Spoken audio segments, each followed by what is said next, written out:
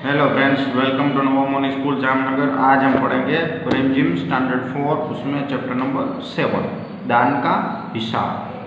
So friends, एक story है दान का हिसाब। चलिए देखते हैं। एक था राजा। राजा जी लक तक कपड़े पहनकर यूँ तो हजारों रुपये खर्च करते रहते थे, पर दान के वक्त उनकी मुट्ठी बंद हो जाती थी। यानी कि राजा था, वो अपने कपड़ों और जेवरों में ज़्यादा से ज़्यादा खर्च करता था, लेकिन दान की बात आती थी तो वो मुट्ठी बंद कर जाते, यानी कंजूसी करते थे दान में। राज्यसभा में एक से एक नामी लोग आते रहते, लेकिन गरीब, दुखी, विद्वान, सज्जन, इनमें से कोई भी नहीं आता था, क्योंकि वहाँ पर इनका बिल्कुल सत्कार नहीं होता था। राज्यसभा में जो नामी लोग होते हैं वही आते थे। गरीब, दुखी, विद्वान, सज्जन, ऐसे कोई लोग वहाँ पे आते नहीं थे, क्योंकि उन पर उनकी मेहमान नवाजी ठीक से नहीं होती थी, उनका आदर सत्कार ठीक से नहीं होता था। एक बार उस देश में अकाल पड़ गया। पूर्वी सीमा के लोग भूखे प्यासे मरने लगे। राजा के पास खबर आई। वे बोला, यह तो भगवान की मार है, इसमें मेरा कोई हाथ नहीं है। तो एक बार क्या हुआ, अकाल पड़ गया पूर्वी इलाके में, पूर्वी सीमा में। तो राजा ने क्या कहा कि इसमें मेरा कोई हाथ नहीं, तो भगवान ने किया है, तो भगवान ही सब ठीक कर देगा। लोगों ने कहा, महाराज राज भंडार से हमारी सहायता करने की कृपा करें, जिससे हम लोग दूसरे देशों से अनाज खरीद कर अपनी जान बचा सके। सो राजा को लोगों ने कहा कि महाराज आप थोड़े हमें पैसे दीजिए राज भंडार में से, सो हम दूसरे देश से वो सब अनाज खरीद कर ले आए।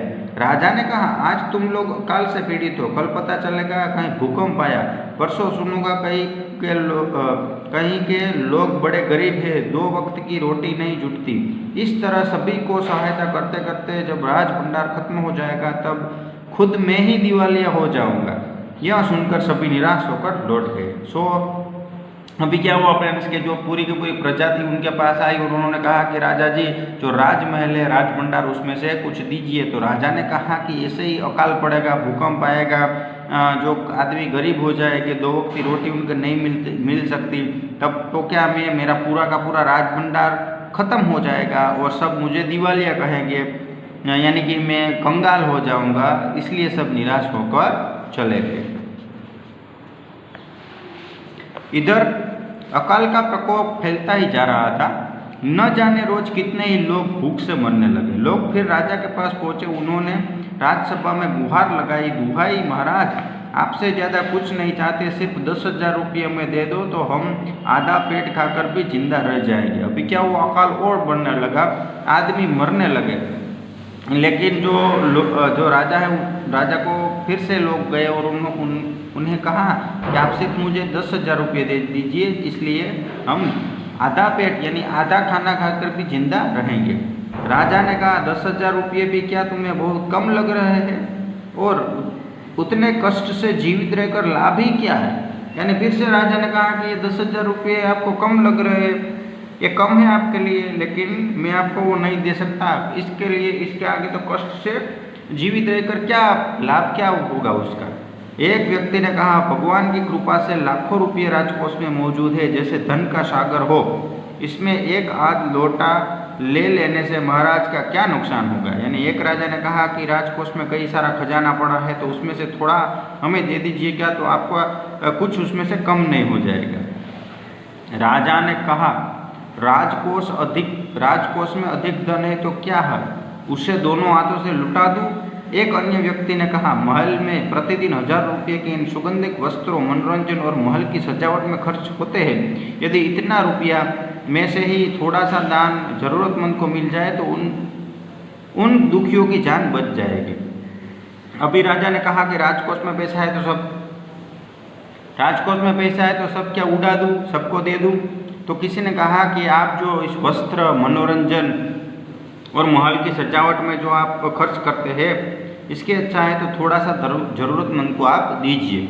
यह सुनकर राजा का क्रोध आया। वह गुस्से से बोला, खुद भिखारी होकर मुझे उपदेश दे रहे हो। मेरा रुपया है, मैं चाहूँ उसे उबाल कर खाऊं, चाहे तल कर, मेरी मर्जी। तुम अगर इसी तरह बकवास करोगे तो मुश्किल में पड़ जाओगे, इसलिए इसी वक्त तुम चुपचाप खिसक जाओ। अभी क्या हुआ, राजा को गुस्सा आ गया। तो राजा ने कहा कि मेरा रुपया है, मैं कुछ भी करूं, यानी ये पैसा मेरा है, मैं उसे खा जाऊं या तल दूं, ये सब मेरी मर्जी है। अगर एक और भी बकवास की तो तुम मुश्किल में पड़ जाओगी या फिर कारागार में डाल देंगे, ऐसा उसने कहा। तो सब तुम यहाँ से चले जाओ, अच्छा है। राजा का क्रोध देखकर लोग वहाँ से चले गए। राजा हंसते हुए बोला, छोटे मुंह बड़ी बात, अगर 100-200 रुपये होते तो एक बार शौच भी कर सकता, पहरेदारों की खुराक 4 दिन के काम कर देता और यह रकम पूरी भी हो जाती, मगर 100-200 इन लोगों का पेट नहीं भरेगा, एकदम 10,000 मांग बैठे। छोटे लोग के कारण नाक में दम हो गया।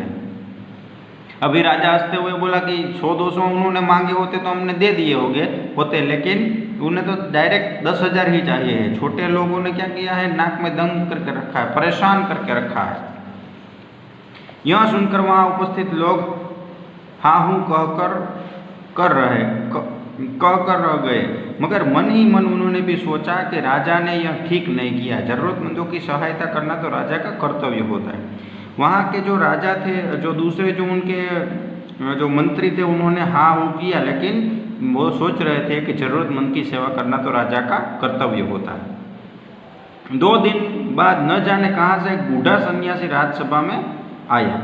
उसने राजा को आशीर्वाद देते हुए कहा, दाता कर्ण महाराज, बड़ी दूर से आपकी प्रसिद्धि सुनकर आया हूँ, सन्यासी की इच्छा भी पूरी कर दे। तो 2 दिन के बाद क्या हुआ, एक सन्यासी है, देखिए यहाँ पे पिक्चर में दिया गया है सन्यासी। उन्होंने राजा से कहा कि आप तो बहुत महान हैं, आप कर्ण जैसे दानवीर है, तो आप मेरी थोड़ी इच्छा पूरी कर देंगे। अपनी प्रशंसा सुनकर राजा बोला, जरा पता तो चले तुम्हें क्या चाहिए, यदि थोड़ा कम मांगो तो शायद मिल भी जाए। तो राजा ने कहा कि आपको क्या चाहिए महाराज, आप थोड़ा कम मांगोगे तो आपको मैं दे दूंगा। सन्यासी ने कहा, मैं तो सन्यासी हूँ, मैं अधिक धन का क्या करूँगा, मैं राजकोष में 20 दिन तक बहुत मामूली भिक्षा प्रतिदिन लेना चाहता हूँ। मेरा भिक्षा लेने का नियम इस प्रकार है, मैं पहले दिन जो लेता हूँ दूसरे दिन उसका दुगुना, फिर तीसरे दिन दुगुना, फिर चौथे दिन दुगुना, इस तरह प्रतिदिन दुगुना लेता जाता हूँ। भिक्षा लेने यह मेरी ही तरीका है। तो जो सन्यासी थे उन्होंने कहा कि मैं पहले दिन जो लूँ उसका दुगुना, 2 गुना, यानी 1 रुपया हो तो दूसरे दिन 2 हो जाएंगे, 3 हो तो 6 हो जाएंगे, 9 हो तो 18 हो जाएंगे। ऐसे में 1 दिन, 2 दिन, 3 दिन, 4 दिन ये सब दुगुना होकर लेता जाऊंगा। राजा बोला, तरीका तो समझ गया, मगर पहले दिन कितना लेंगे, यही असली बात है।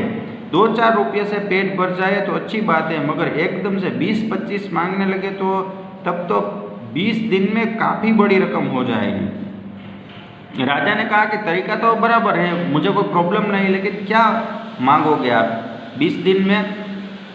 अगर 20-25 रुपये दररोज मांगोगे डेली तो ये मुझे थोड़ा सा महंगा पड़ेगा। सन्यासी ने हंसते हुए कहा, महाराज मैं लोभी नहीं हूँ, आज मुझे 1 रुपया दीजिए, फिर 20 दिन तक दुगुने करके देते रहना का हुक्म दे दीजिए। यह सुनकर राजा, मंत्री, दरबारी सभी की जान में जान आई। राजा ने हुक्म दे दिया कि सन्यासी के कहे अनुसार 20 दिन तक राजकोष में उन्हें भिक्षा दी जाती रहे। यानी कि अभी क्या है, उनको 1 रुपया पहले दिन देना है, फिर दुगुना करना है, ऐसा सन्यासी ने बोला। तो राजा ने सबको आदेश दिया कि राजकोष में से भिक्षा दे दी जाए पंडित को। सन्यासी राजा की जय जयकार करते हुए घर लौट गए। राजा के आदेश अनुसार राज भंडारी प्रतिदिन हिसाब करके सन्यासी को भिक्षा देने लगा।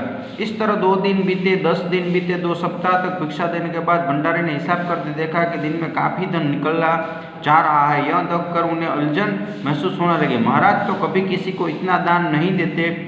उसने यह बात मंत्री को बताई।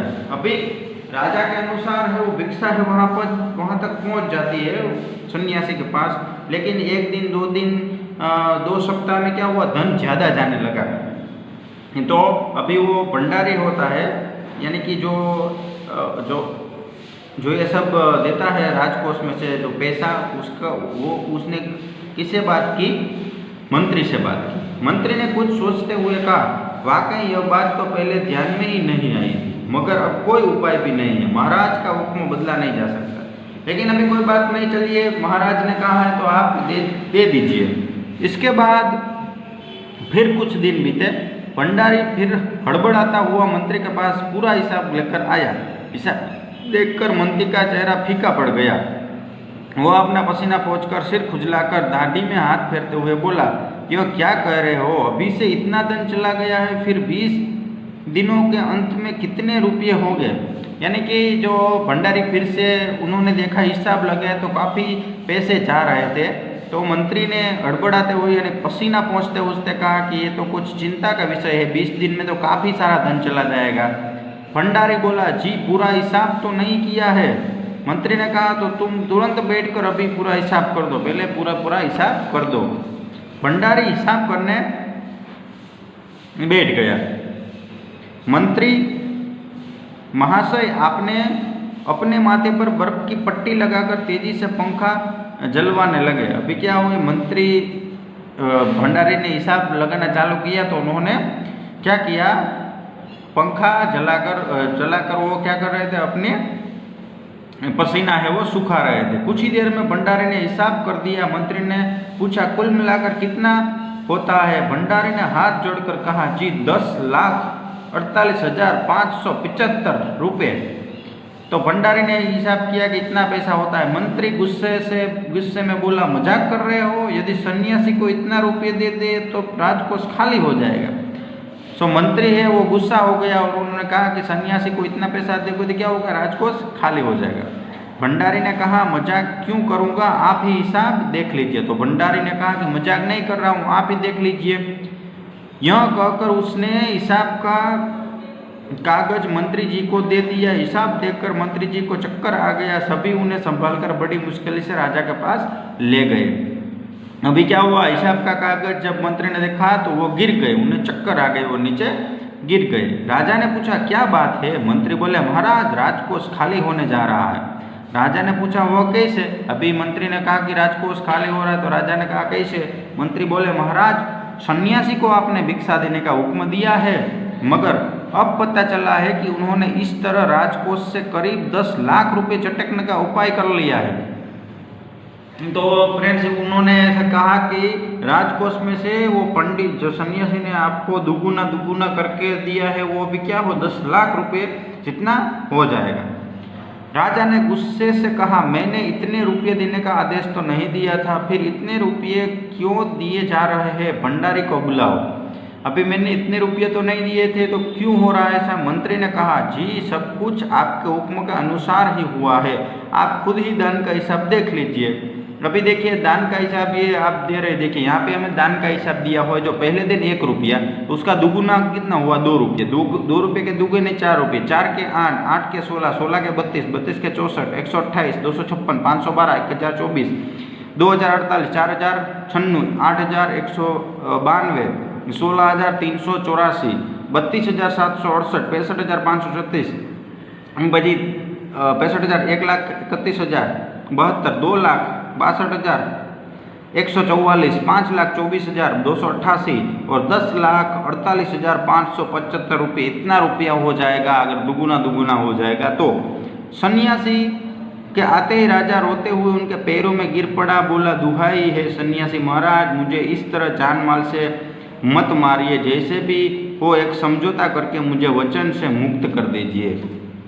अभी राजा है वो सन्यासी के पैर में गिर गया कि महाराज मुझे माफ़ कर दीजिए, मेरे पैसे वापस आप दे दीजिए और कुछ समझौता कर लेते। अगर आपको 20 दिन तक भिक्षा दी गई तो राजकोष खाली हो जाएगा, फिर राजकोष कैसे चलेगा, राजकाज कैसे चलेगा? अभी जो भिक्षा है वो मैं आपको दे नहीं सकता, आप अगर सब में ले लेंगे पैसे तो राज का काम कैसे चलेगा? सन्यासी ने गंभीर होकर कहा, इस राज्य में लोग अकाल से मर रहे थे, मुझे उनके लिए केवल 50,000 रुपये चाहिए, वह रुपया मिलते ही मैं समझूंगा मुझे मेरी भिक्षा मिल गई। अभी सन्यासी ने कहा कि मुझे 50,000 रुपये चाहिए, तो इसलिए मैं वो लूँगा, उसके बाद भिक्षा मेरी पूरी होगी। राजा ने कहा, परंतु उस दिन एक आदमी ने मुझसे कहा था कि लोगों के लिए 10,000 रुपये ही बहुत होंगे। सन्यासी ने कहा, मगर आज मैं कहता हूँ कि 50,000 रुपये में से एक कम नहीं लूँगा। अभी 50,000 रुपये कहा तो राजा ने कहा कि एक लोग तो कह रहे थे 10,000 रुपये, तो फिर सन्यासी ने बोला कि 50,000 रुपये से मैं 1 रुपया भी कम नहीं लूँगा। राजा गिड़गिड़ाया, मंत्री गिड़गिड़ाए, सभी गिड़गिड़ाए, मगर सन्यासी अपने वचन पर डटा रहा। आखिरकार लाचार होकर राजकोष से 50,000 रुपये सन्यासी को देने के बाद ही राजा की जान बची। पूरे देश में खबर फैल गई, अकाल के कारण राजकोष से 50,000 रुपये राहत के लिए दिए गए हैं। सभी ने कहा महाराज कर्ण जैसे ही दानी है। यानी कि राजकोष में अभी क्या हुआ, पता चला सबको कि महाराज ने 50,000 रुपये दिए हैं, तो सबको पता लगा कि महाराज है वो कर्ण जैसे ही दानवी है। सो फ्रेंड्स, ऐसे हमने पोएम ये स्टोरी देखी। आगे बढ़ते हैं कहानी से। राजा किसी को भी दान क्यों नहीं देना चाहता था, क्योंकि उसे लग रहा था कि राजकोष खाली हो जाता और उसके जो सजावट है, जो उसके वस्त्र आभूषण है वो नहीं आते। राज दरबार के लोग मन ही मन राजा को बुरा कहते हैं, लेकिन राजा का विरोध क्यों नहीं कर पाते, क्योंकि सर्वश्रेष्ठ राजा होता है और राजा का विरोध कोई भी नहीं कर सकता। राज्यसभा में सज्जन और विद्वान लोग क्यों नहीं जाते थे, क्योंकि राजा उनका आदर सत्कार नहीं करता था। इसलिए सन्यासी ने सीधे सीधे शब्दों में भिक्षा क्यों नहीं मांग ली, क्योंकि सीधे सीधे शब्दों में वो भिक्षा मांगता तो राजा देता नहीं। राजा को सन्यासी के आगे गिड़गिड़ा की जरूरत क्यों पड़ी, क्योंकि अगर वो 50,000 रुपये नहीं देगा तो 10 लाख रुपये लेगा, इसलिए इसको गिड़गिड़ाने की जरूरत पड़ गई। अंदाज अपना अपना। तुम नीचे दिए वाक्यों को किस तरह से कहोगे। दान के वक्त उनकी मुट्ठी बंद हो जाती है, यानी दान के वक्त क्या होता है, वो किसी को दान नहीं देते। हिसाब देकर मंत्री का चेहरा फीका पड़ गया, यानी कि उनका जो चेहरा है गिर गया, यानी कि वो परेशान हो गए। सन्यासी की बात सुनकर सभी की जान में जान आई, यानी कि सभी को विश्वास हो गया कि अभी काल से बच सकते हैं। लाखों रुपये राजकोष में मौजूद है, जैसे धन का सागर हो, यानी कि जो अकाउंट है, राजकोष है अकाउंट का, उसमें कई सारे रुपये है। साथ ही हाथ बढ़ाना। कभी कभी कुछ इलाकों में बारिश बिल्कुल भी नहीं होती, नदी नाले तालाब सब सूख जाते हैं, फसलों के लिए पानी नहीं मिलता, खेत सूख जाते हैं, पशु पंखियाँ जानवर लोग भूखे मरने लगते हैं। ऐसे समय में वहाँ रहने वाले लोगों को मदद की ज़रूरत होती है। तुम भी लोगों की मदद जरूर कर सकते हो। सोचकर बताओ तुम अकाल में परेशान लोगों की मदद कैसे करोगे, यानी कि अकाल अगर पड़ेगा हमारे आजू बाजू में तो हम कैसे उसकी हेल्प करेंगे। सो उसे हम अगर फूड पैकेट, उसे भोजन नहीं मिलता है तो हम वहाँ पे फूड पैकेट लेकर जाएंगे। किसी को अगर कोई दूसरी चीज़ों की आवश्यकता होगी तो हम उसको पूरा करेंगे। चलिए आगे बढ़ते हैं। जिम्मेदारी अपनी अपनी। तुम्हारे विचार में राज दरबार में किसकी क्या क्या जिम्मेदारी होती है। मंत्री, तो मंत्री की जिम्मेदारी क्या होती है, राज्य की देखभाल करना। और भंडारे की जिम्मेदारी होती है राजकोष को सुरक्षित रखना। कर्ण जैसा दानी। सभी ने कहा हमारा महाराज कर्ण जैसे ही दानी है। पता करो कि कर्ण कौन थे। तो कर्ण 5 पांडवों में से एक पांडव था, यानी 6 पांडवों में से एक कर्ण था, वो सूर्य का पुत्र था। कर्ण जैसे दानी का क्या मतलब है, यानी कर्ण है वो इतना दानवीर था कि आप उसके पास से जो कुछ भी मांगो तो वो आपको दे देता था। लास्ट में वो मरने जा रहा था तो उसके जो दांत थे वो भी उसको सोने के थे, तो वो भी उसने दांत निकाल कर भी दूसरों को दे दिया था। दान क्या होता है, यानी कि किसी को किए या बताए बिना किसी को हम देते उसे दान कहते हैं, यानी कि वहाँ गुप्त रहता है हमारा नाम और ये सब। किन किन कारणों से लोग दान करते हैं, तो हम दान क्यों करते हैं, तो पुण्य कमाने के लिए, परोपकार के लिए, नाम का नाम कमाने के लिए दान करते हैं।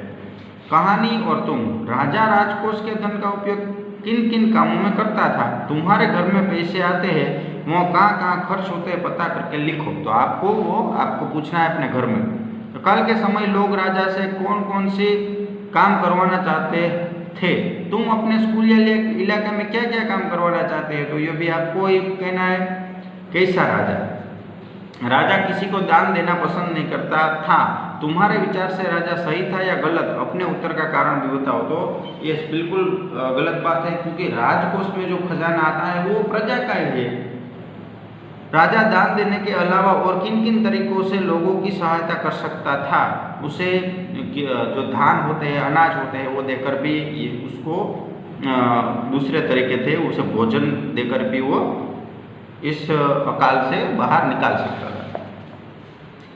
पूर्व और पूर्व सीमा के लोग भूखे मरने लगे। पूर्व शब्द के 2 अर्थ होते हैं। पूर्व एक दिशा है, पूर्व पहले है। नीचे ऐसे ही कुछ और शब्द दिए गए हैं जिनके 2 अर्थ होते हैं। इनका प्रयोग करते हुए 2 वाक्य बनाए। तो पहला है जल, तो पीने के लिए स्वच्छ जल चाहिए और सब्जी जल गई, एक जल जाते हैं जब हम सब्जी बनाते हैं। तो पहला है मन, आज मेरा मन बहुत अच्छा है यानी माइंड। और तोलकर बताओ कि इस बारे में कितना मन चावल है, यानी मन चावल, ये चावल और मन इसे बोलते हैं। मगर वहाँ आया मगर तुरंत चला गया, पानी में रहकर मगर की बैर नहीं करना चाहिए, पानी में रहकर मगर के साथ बैर नहीं करना चाहिए, एक मगर एनिमल है। नीचे 4 दिशाओं के नाम लिखे हैं, तुम्हारे घर स्कूल के आसपास इन दिशाओं में क्या क्या है वो लिखना है। तो फ्रेंड्स हमारे स्कूल और आपके घर में जो आजू बाजू में है वो आपको यहाँ पे लिखना है। चलिए फ्रेंड्स, तो हमारा चैप्टर नंबर 7 कंप्लीट कर लिया हमने। वीडियो को देखते रहिएगा। Thank you. दान का हिसाब चैप्टर नंबर 7 कंप्लीट।